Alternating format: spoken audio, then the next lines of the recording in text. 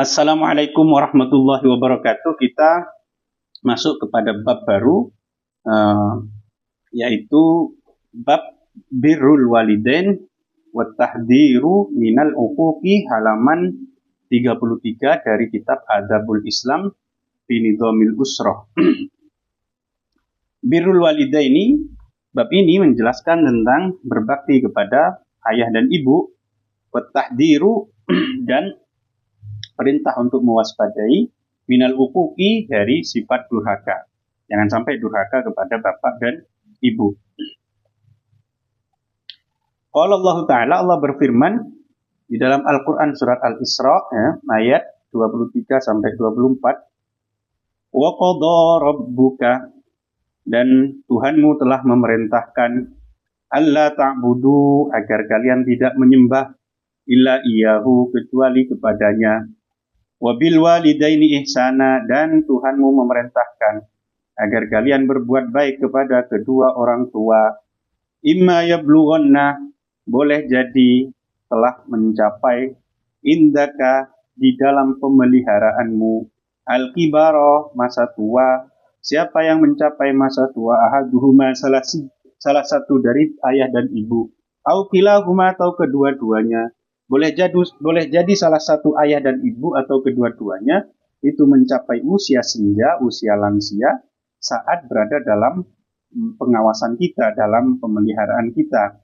Fala taqul lahuma, maka jangan bilang kepada mereka uffin, kata uff. Wala tanharhuma, dan janganlah kamu membentak mereka. Wa qul lahuma qaulan karima, dan ucapkan kepada mereka ucapan yang karima, yang mulia. Ya mungkin kalau dalam tradisi Jawa, tradisi Madura, tradisi Indonesia, Nusantara, ya, itu dengan bahasa kromo. Wa qul lahuma qaulan karima, ucapkan, berbicaralah dengan kedua orang tua dengan qaulan karima, ucapan sing kromo, gitu. Ucapan yang halus, jangan bilang mangan, bu wis mangan, jangan, bu sampun dahar, lah itu qaulan karima. Bu sampun siram, jangan, bu satu sah, jangan begitu. Itu namanya qaulan karima, ucapan-ucapan sing pakai bahasa kromo. Wahfid, dan rendahkanlah, lahuma, kepada kedua orang tua itu janahad dulli. Janah itu artinya sayap, ad-dulli itu kehinaan, ya maksudnya rendahkan dirimu terhadap mereka berdua, minar rahmati, dari kasih sayang, dengan penuh kasih sayang. Wa qul lahuma wa qul rabbirhamhuma kama rabbayani shaghira, dan ucapkanlah dan bacakan doa ini, rabbirhamhuma, wahai Tuhanku, irhamhuma, semoga engkau merahmati, menyayangi keduanya, kama rabbayani shaghira, sebagaimana mereka berdua menyayangi aku saat aku masih kecil. Qad alimta, sungguh kamu telah tahu, annallaha subhanahu wa ta'ala, bahwa Allah subhanahu wa ta'ala qad balagha, sungguh telah serius, fi hadhil ayati, dalam ayat ini, fil wasiyati, di dalam berwasiat, bihima, terkait urusan bapak dan ibu. Hai suftatahaha, di mana Allah memulai ayat tersebut bil amri, dengan perintah, bitauhidihi, untuk mengesahkan dia, wa ibadati, dan menyembah dia. Allah ta'budu, yang pertama adalah disuruh beribadah kepada Allah. Tsumma syafa'ahu, kemudian menggenapkannya, setelah pertama menyuruh mengesahkan, kemudian keduanya menggenapkannya bil ihsani ilaihima, dengan berbuat baik kepada kedua orang tua. Tsumma dayyaqal amra, kemudian Allah mempersempit atau membuat batasan yang ketat, fi mura'atihima, di dalam memelihara atau menjaga kedua orang tua, hatta lam yurakhis, hingga Tuhan Allah tidak memperbolehkan fi adna kalimatin, mengucapkan kalimat yang paling rendah, tasu'uhuma, yang bisa menyakiti keduanya. Jadi kalimat yang paling mudah, paling enteng seperti itu dilarang oleh Allah, begitu ketat. Wa ayyadillah wa yakhda'alahuma, dan diharuskan seorang anak itu merendahkan diri di hadapan kedua orang tuanya. Summa khatamaha, kemudian Allah menutup ayat itu bil amri, dengan perintah, biddu'ai, untuk mendoakan lahuma, bagi kedua orang tua, wat tarahumi, dan memintakan kasih sayang, alaihima untuk mereka berdua. I'lam, ketahuilah annal insana, sesungguhnya manusia, idza kana fir rahimi, jika ada di dalam rahim, jika masih di dalam rahim, tukabidu walidatuhu, itu menanggung orang tua atau ibunya, tukabidu menanggung siapa walidatu ibunya, masyaqal hamli wal wad'i, kesulitan-kesulitan selama hamil dan melahirkan. Jadi ibu selama hamil itu dia menanggung beban yang luar biasa, kesulitan yang luar biasa. Pun juga ketika melahirkan antara hidup dan mati ibu itu. Summa idza wada'athu, kemudian tatkala ibu sudah melahirkannya, turdiuhu, dia menyusuinya, wa tutahhiruhu, dan membersihkannya, minal akhbasa, ini dari dua kotoran, dari pipisnya, dari BAB-nya, dan dari popok, mengganti popok, dan seterusnya, memandikan. Pokoknya tidak enak, tidak nikmat, tidak tentrem tidur malam itu. Kenapa? Karena harus memperhatikan anaknya. Wa tatahammalu, dan menanggung adahu, hal-hal yang bisa menyusahkan dari anak kecil tersebut. Wa tufdihi, dan ibu menebus anaknya binafsiha, dengan jiwa dan raganya. Ya, dia berkorban demi kesehatan dan umur anaknya itu, hidup anaknya, ibunya berkorban dengan mengorbankan jiwa raganya, hatta innaha, hingga sampai seorang ibu tatakarrobu, merasa susah, biadna karbihi, sebab kesusahan terkecil sang anak, ila ayyablu asyuddahu, sampai dia mencapai masa dewasa, masa usia dewasa atau usia balik. Itu pengorbanan seorang ibu. Makanya di dalam Quran dikatakan wahnan ala wahnin, kesusahan demi kesusahan itu dialami oleh seorang ibu. Wa kadzalikal walid, begitu juga bapak. Yuhibbuhu, bapak mencintai anaknya, biqalbihi, dengan hatinya. Hatta innahu, hingga bapak yajtahidu, berusaha sungguh-sungguh, juhdan balighun, dengan sangat sungguh-sungguh, fi tahsili mata'imihi, untuk menghasilkan makanan, wa masyaribihi, dan minumannya, bagaimana biar bisa membelikan susu untuk anaknya, wa malabihi, dan pakaiannya, popoknya, wa yakfihi jami'a mu'natihi, dan mencukupi semua biaya hidup anaknya itu. Fala buddalahu, maka wajib bagi seorang anak, ayyabarrahuma, untuk berbakti kepada bapak dan ibu, wayamtania, dan mencegah dirinya an sejrihima, dari membentak bapak dan ibu. Jangan sampai membentak mereka berdua, wayakfidho janahahu, dan merendahkan dirinya lahuma, kepada kedua bapak ibu, syukron, sebagai bentuk terima kasih lahuma, kepada kedua orang tuanya. Wa iya kawal uquqa, jauhi durhaka, jangan sampai durhaka kepada bapak ibu.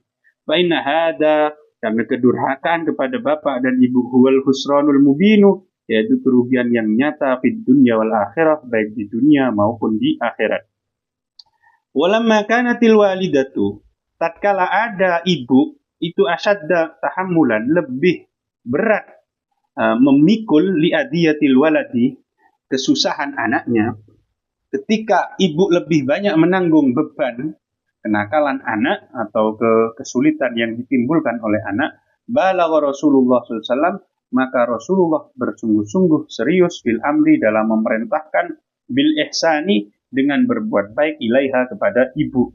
Karena beban yang dipikul ibu itu, atau kesulitan ibu dalam merawat dan membesarkan anak, lebih besar, lebih berat daripada bapak, maka kemudian secara logis kita bisa pahami bahwa perintah untuk berbakti kepada ibu itu berkali lipat daripada kepada bapak.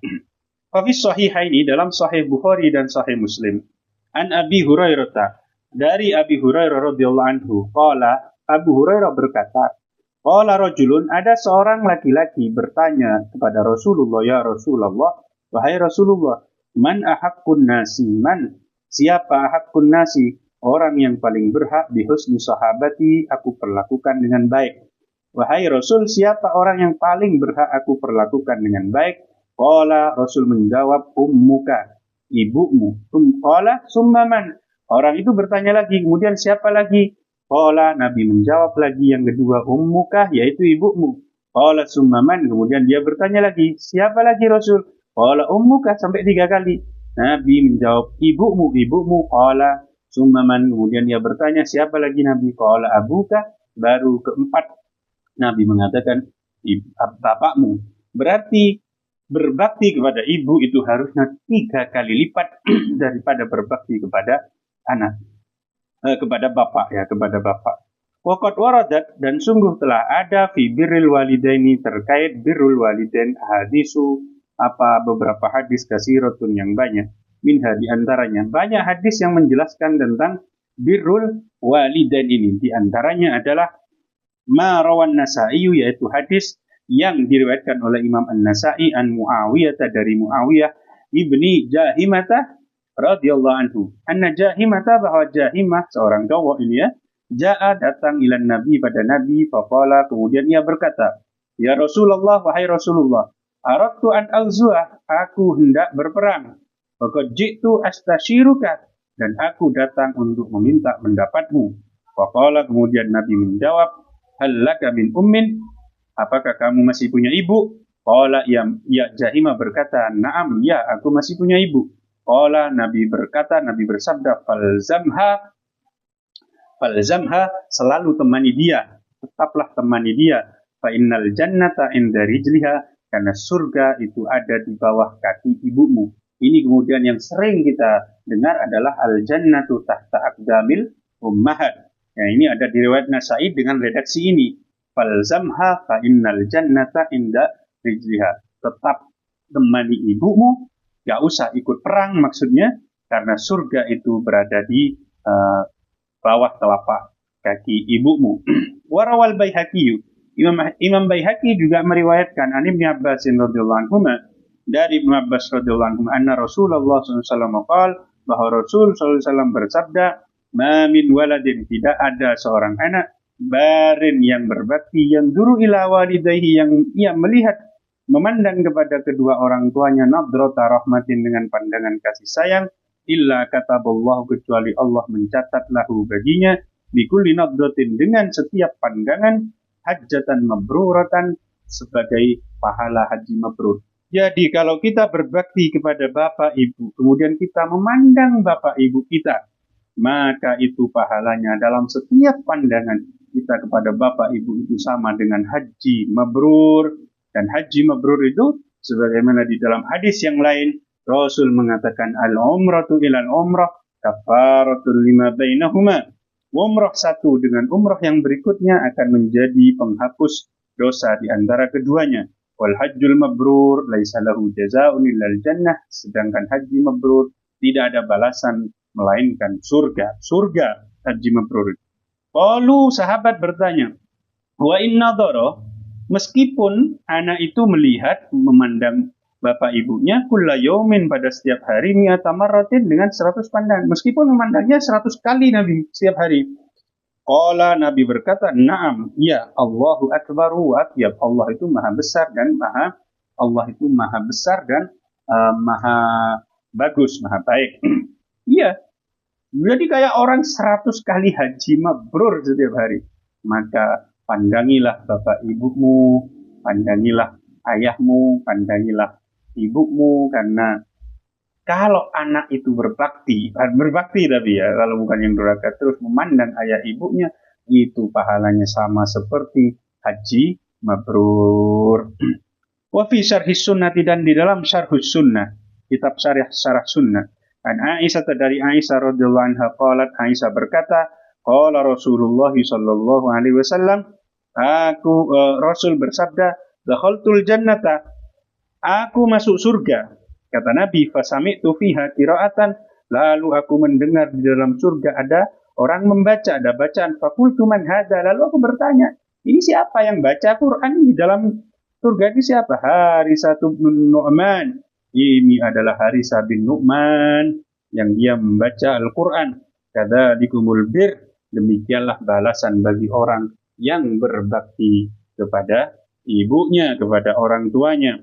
Wa kana, dan ada Harisah, abarron nasi, adalah orang yang paling berbakti bi ummihi, terhadap ibunya.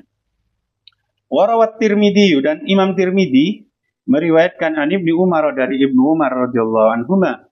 Qala Tirmidzi berkata, kanat tahti, ada di bawah penguasaanku, imra'atun uhibbuha, seorang wanita yang aku mencintainya.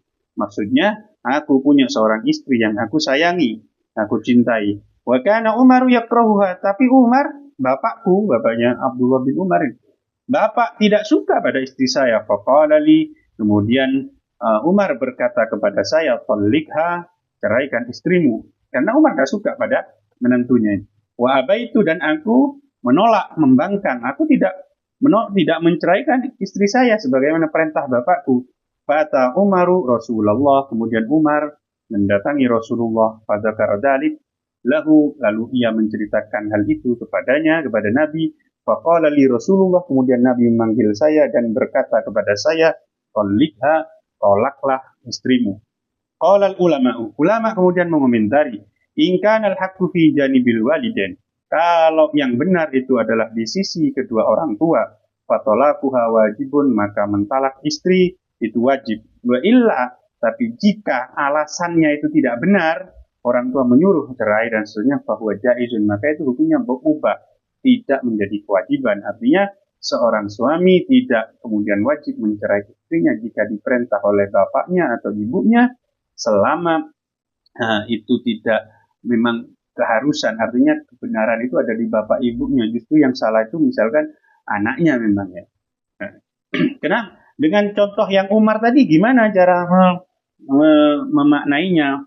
Ya itu Umar istimewa. Lah kalau bapakmu siapa gitu. Jadi kalau bapaknya seperti Umar ya ditalak. Belum lagi itu ada penegasan dari Nabi. Kan Nabi mengatakan tolik, itu kan juga perintah dari Nabi. Berarti anggap saja itu yang merintah itu adalah Nabi, bukan bapaknya gitu. Sehingga kalau diperintah oleh Nabi jadinya ya harus diceraikan. Berbeda halnya kalau bapak kita, apalagi Nun Sewu, alasannya nggak jelas, alasannya misalkan hanya karena urusan dunia dan seterusnya, ya nggak perlu merasa kemudian terbebani untuk menceraikan istrinya. Terus saja, apalagi istrinya orang soleh, santri, orang yang baik, dan seterusnya, terus saja.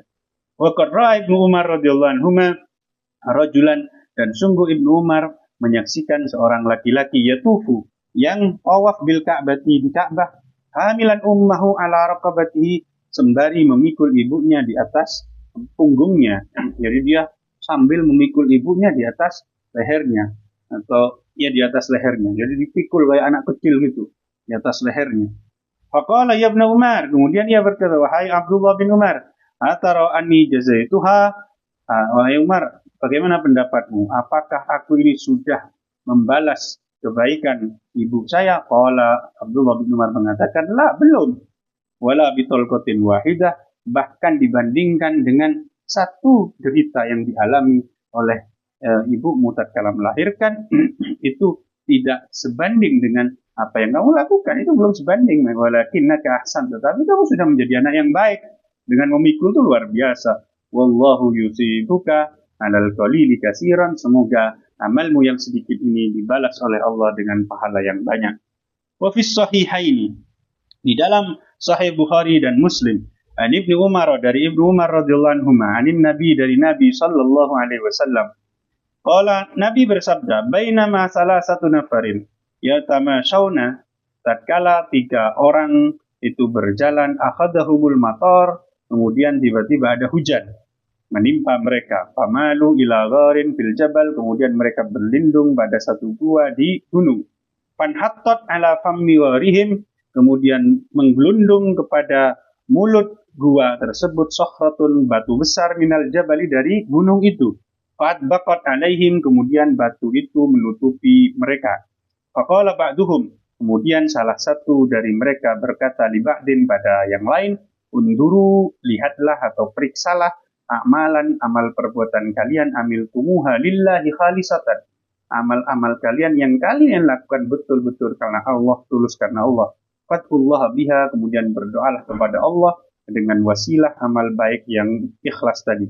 La'allahu yufarrijuha, siapa tahu Allah kemudian membukakan pintu gua ini. Faqala ahaduhum, kemudian salah satu berkata, Allahumma, wahai Allah, innahu sesungguhnya kana li walidani, aku punya bapak ibu syaikhani kabirani yang sudah tua renta, wali sibyatun siwarun, dan aku memiliki anak-anak kecil, kuntu ar'a alaihim, di mana masya Allah di mana aku memelihara mereka, ar'a alaihim. Faidha ruhtu alaihim, jika aku pulang sore hari kepada mereka, fahalabtu lahum, maka aku memerah susu untuk mereka. Bada'tu, aku memulainya biwalidayya, dengan bapak ibuku, asqihima qabla waladi, aku memberi mereka minum sebelum memberi mereka minum anak-anak saya. Jadi orang ini dia sudah punya anak, punya istri, punya bapak, ibu. Dia biasanya kalau malam itu memerah susu, kemudian diberikan kepada anaknya dan istrinya. Tapi sebelum diberikan ke anak istrinya, dia mendahulukan bapak ibunya dulu. Wa innahu qad na'a bi asyajar, suatu hari penggembalaannya jauh banget asyajaru, pohon-pohon yang untuk aku menggembala hewan yang akan diperah susunya itu. Fama ataitu, hingga aku tidak datang ke rumah, hatta amsaitu, sampai sore hari.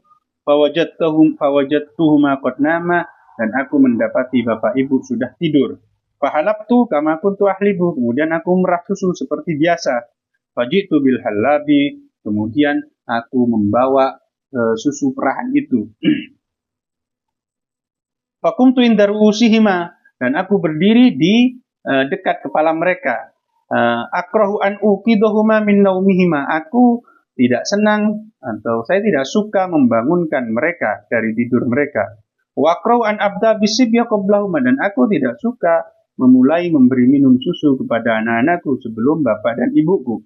Wasibyatu yatadawuna inda qadami, sementara anak-anak itu sudah menjerit di kaki saya. Falam yazal dzalika da'bi, demikianlah keadaan saya, wa da'buhum, dan keadaan anak-anakku, hatta tala'al fajru, sampai fajar itu muncul. Maksudnya tetap menjerit, dan aku tetap berdiri di dekat bapak ibuku, tidak berani membangunkannya.